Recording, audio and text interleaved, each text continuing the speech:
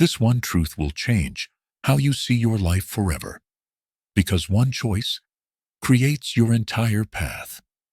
If you're looking for motivation, wisdom, and life lessons, take the path of purpose.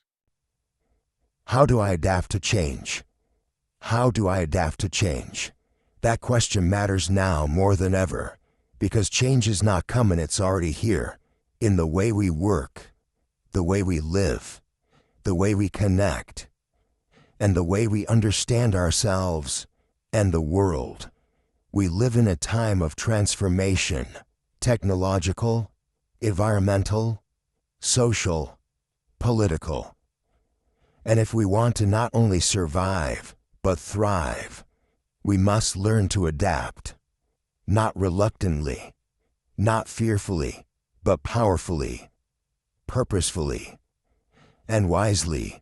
Throughout human history, adaptation has been the key to survival.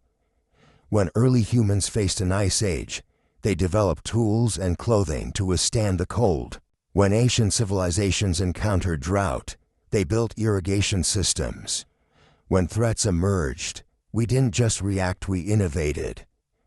We evolved. We changed.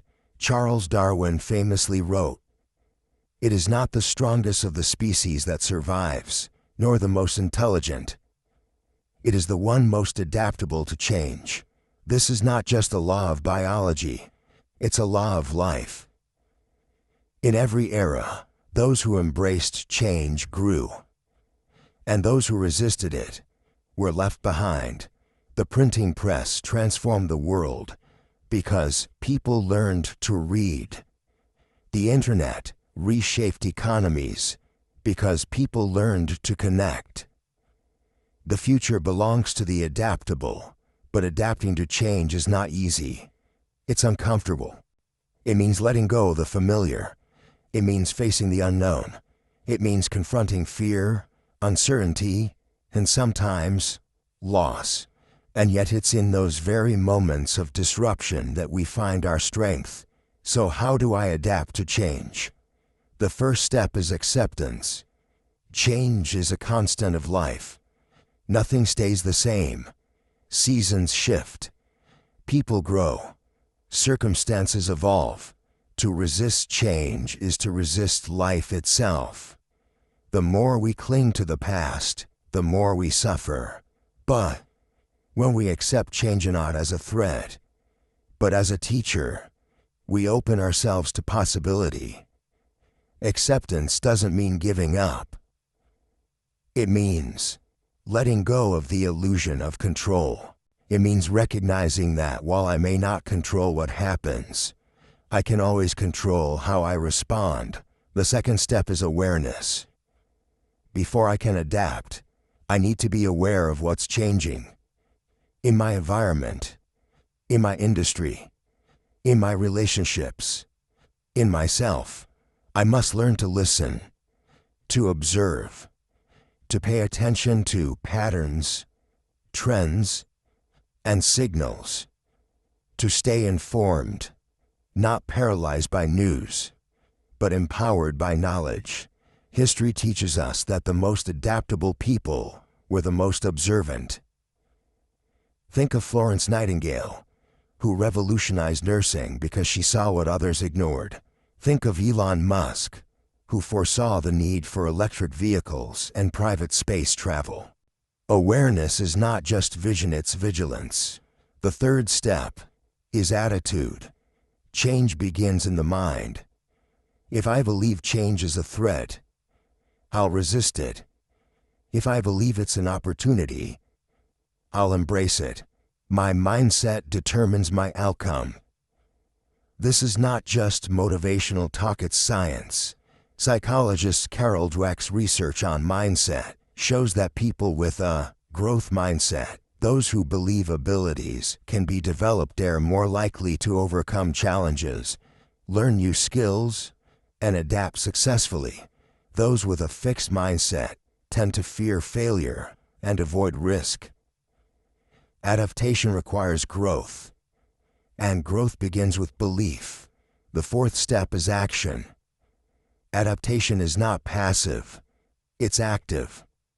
I must be willing to change my habits, learn new skills, and step outside my comfort zone, whether that means going back to school, switching careers, starting a business, or simply changing how I think. Adaptation requires movement. Neuroscience tells us that the brain is plastic. It can rewire itself throughout life. New habits create new neural pathways. Change is not only possible, it's natural, but it only happens through repetition, commitment, and practice. The fifth step is resilience. Not all change is positive. Sometimes it's painful. A loss, a breakup, a diagnosis, a global crisis. In those moments, resilience becomes essential. Resilience is the ability to bounce back not unchanged, but stronger. It's not about avoiding difficulty. It's about facing it with courage, finding meaning, and growing through the struggle. Studies have shown that people who practice gratitude, maintain social connections, and engage in purposeful activity are more resilient in the face of adversity. Resilience is not just individual, it's collective. Communities that come together in hard times recover faster and grow stronger. We adapt better when we support each other. The sixth step is creativity. When the old ways stop working, we must imagine new ones. Creativity is not just for artists, it's for anyone solving problems, building systems, or forging new paths. The future will belong to those who can think differently. Think of the pandemic. It forced us to reinvent how we learn, work, socialize, and lead. It accelerated digital transformation. It exposed weaknesses but also revealed possibilities. Restaurants became food delivery hubs. Teachers became online facilitators. Doctors embraced telemedicine. Creativity turned crisis into innovation. The seventh step is flexibility. Change rarely unfolds the way we expect. Plans fail. Timelines shift. Expectations crumble. The ability to pivot, reassess, adjust, and keep going's vital. Flexibility doesn't mean having no direction. It means holding our goals firmly, but our methods loosely. It means being able to say, "This isn't working. Let's try something else." It means being agile not just in business, but in life. The eighth step is connection. In times of change, we need each other more than ever. Isolation makes change harder. Community makes it bearable and even beautiful. The people around you's family, friends, mentors, colleagues can provide insight, encouragement, and support. Sociologists have found that social capital, the strength of our relationships, is a key predictor of adaptability. Strong communities recover faster from disaster. Supportive networks accelerate learning. We adapt better together. The ninth step is values.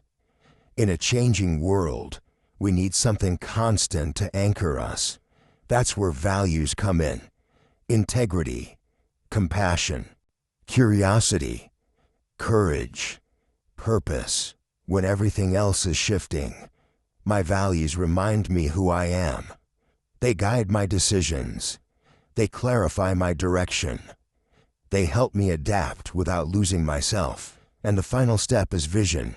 To adapt is not just to react, it's to reimagine.